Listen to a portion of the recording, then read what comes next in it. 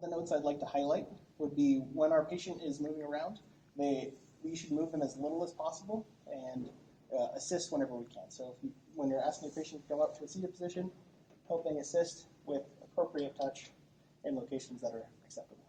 All right, so in our patient here, we're going to start with the modified AGR. And so main reason we're going to modify it is because we don't want our patient standing up and sitting down as many times.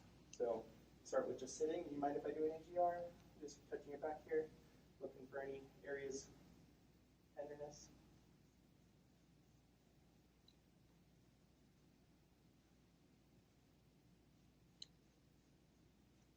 While I'm doing this, is there any main areas that are concerning you? Giving you trouble? Probably mid-back. Right around here? Yep.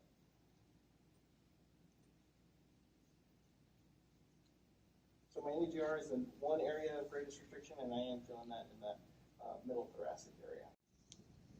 All right, so one of the modifications is our patients can't lie prone, especially in the later weeks. So we're going to do a sacrum diagnosis while they're sitting. So we're still finding our iliac crests, working back to the PSISs, medially and a little bit superiorly to find the basis, and then finding which is anterior, which is posterior.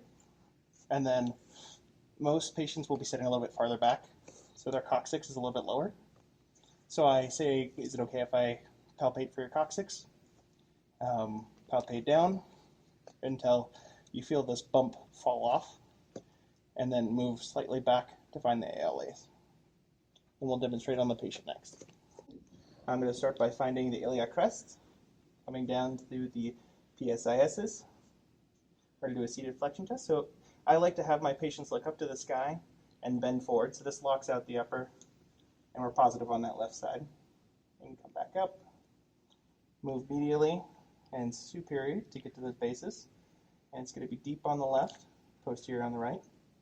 And then to find the ILAs, we're going to walk down until it falls off onto the coccyx, and then posterior right, anterior left. Our AGR was in the mid-thoracic, so we're going to go ahead and go for a seated thoracic diagnosis. So palpating down, I'm finding where we have valleys and bumps, and then I think right here is where we're going to start.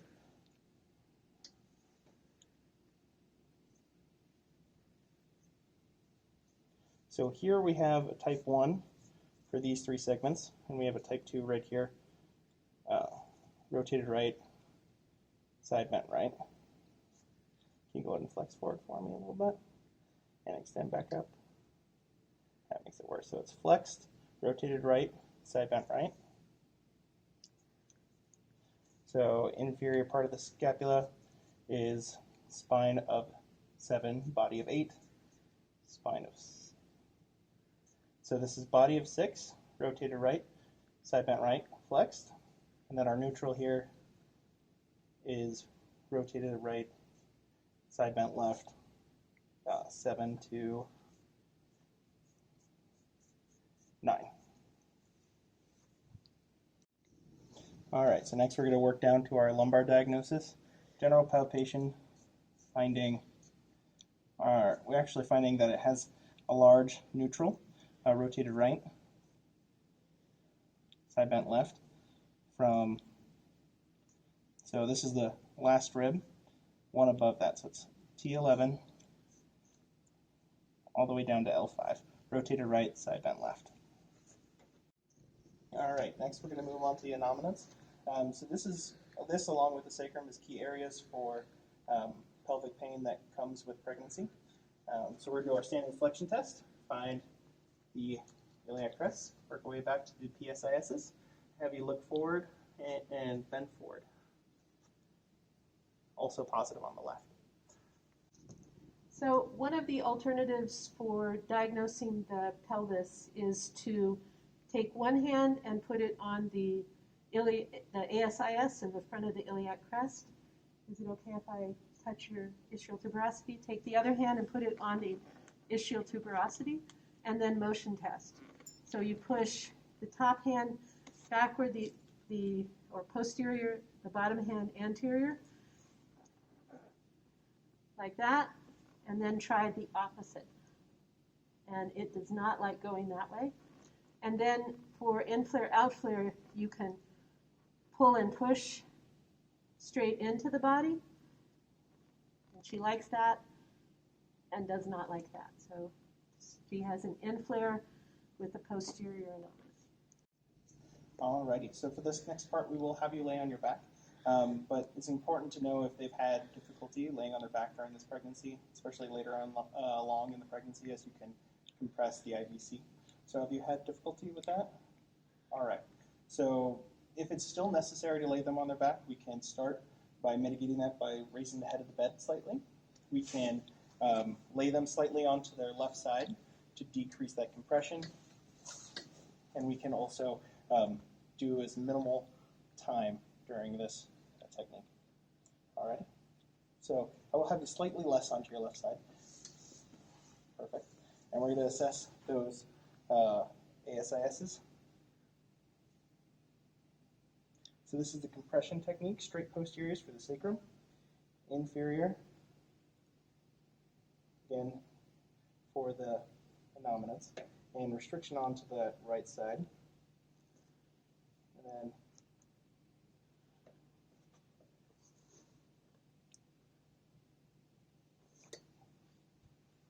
right anterior rotation. So our PSISs are superior, and our ASIS on the right is inferior. So next we're going to talk about the pubis symphysis. So this bit of cartilage between the two nominants is usually dysfunctional because what the pelvis is trying to open up during the later stages of pregnancy, this is usually the area of pain.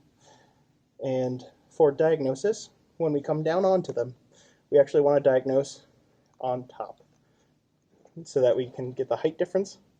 And if we can get pain elicited, that would show compression of the pubis symphysis.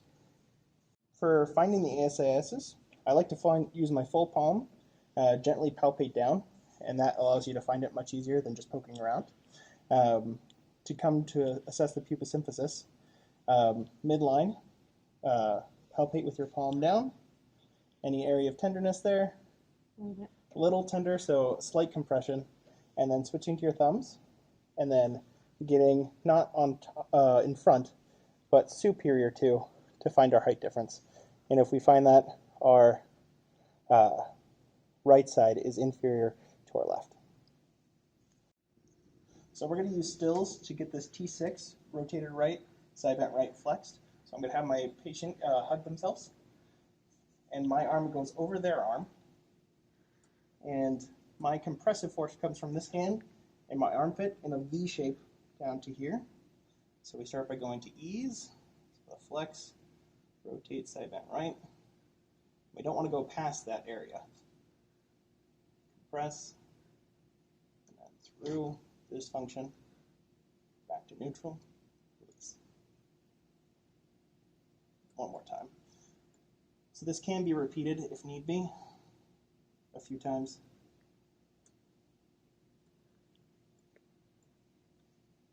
And then reassess. All right, so the next is the lumbar roll. It can do an HVLA tight motion to both the thoracic and lumbar. So for this technique, we're going to have our patient place their hands behind their head, elbows to the side. Your hand will be through the elbow and palm up on the breastbone. And then we will bring this shoulder towards this hip in one fluid motion. So we'll demonstrate that now. And then preventing the opposite hip from rolling. And deep breath in and out.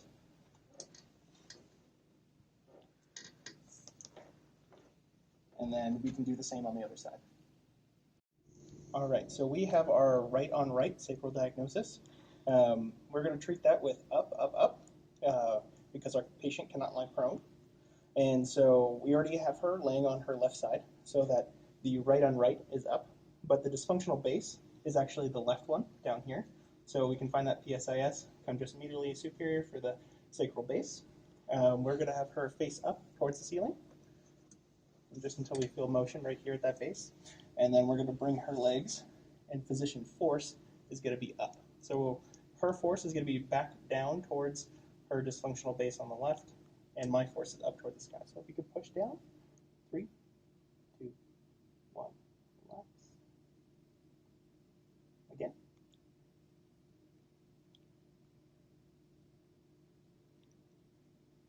And one more time. Relax. I go a little bit towards the barrier again, and then back, and then back to laying on your side, and then we'll reassess. So our patient can't lie prone. So if we had a left on right motion on the sacrum, we would use a down, up, down approach. So that's for axis face force, down, up, down. So we're going to start with the patient with the axis down, so they're on their right side. So the dysfunctional base is this left side. And then our patient's face is going to be up towards the ceiling. And find that base. And for the X on Y, it's one leg. And position force, in this case, is going to be down. Can you straighten this bottom leg just a little bit? Perfect. And then muscle energy 3 to 5 times, 3 to 5 seconds, adjusting that base. All right, so next we're going to treat the anterior shear on the right side and the inferior pubic shear on that right side. So we're going to start that by bringing the knee up and laterally as the patient tries to move inferiorly and medially. All right. Could you kick your knee down and towards your other toe? And relax. Again. Some difficulties that if the patient's abdomen is larger, it may be difficult to do this again. But doing smaller increments and focusing really in on that point that you're looking for. One more time. A little bit longer on this one. 2, 1, relax. And then remember, reset, reassess. All right, so the next one is one that first years may not know. It's called general osteopathic technique. So it's really about localizing to the lesion. So we still have some tenderness in this right SI joint. So I'm going to start by palpating. I'm going to grab the knee, and I'm going to find what motion connects this knee to that point.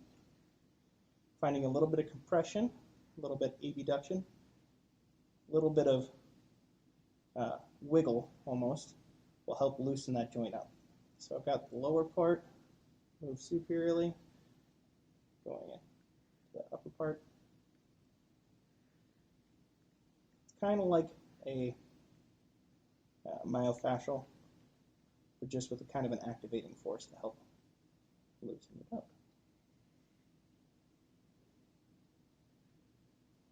And then back neutral. Okay, next is pubic shotgun. So we still have that compression after we reassessed. So we're going to start by knees together and have the patient push laterally. And so this is a good technique for compression, but it also might fix that inferior shear that we had at the pubis if it was compress. So it starts with together, one fist, and relax. And we're still doing that 3 to 5 seconds. Relax. And then 2 fists, compress. Relax. And then apart. So I like to add a little bit of distance so that we're always moving slightly farther apart each time. And relax. And then compress. And relax. And I take up that slack, back to neutral, and then we will reassess. How's that tenderness? Good. All right, so the next major one that I want to talk about is the inferior innominate. So we have Scully here. If this entire right innominate had shifted down, our normal is that we bring their leg off the table in a prone position, put their heel here. I like to balance their knee on my other knee and find the ischial tuberosity by coming up the leg and with a superior force here through the leg, and here with your hand, moving both sides up at the same time. But in our OB patient, we have to think upside down. All right, so we flipped over. Now we have an inferior left innominate. We can raise the knee up. We still want to do a force through the femur superiorly and the ischial tuberosity. So I like to lay them on their back. Again, asking for permission. We're going to work our way down the leg with an appropriate touch. Find the ischial tuberosity with force coming through the femur and through your fist, and then having them push inferiorly in the leg to move the innominate superiorly. All right, so demonstrating that inferior shear. So we have a left inferior innominate. We're going to bring their leg up. I like to put their heel in my shoulder, and then I'm going to palpate your ischial tuberosity. That's your sit bone. I'm going to work down from the leg, and you're going to kick down towards my shoulder, and I'm moving both my shoulder and my fist superiorly as you relax to engage that innominate. 3 to 5 times and 3 to 5 seconds.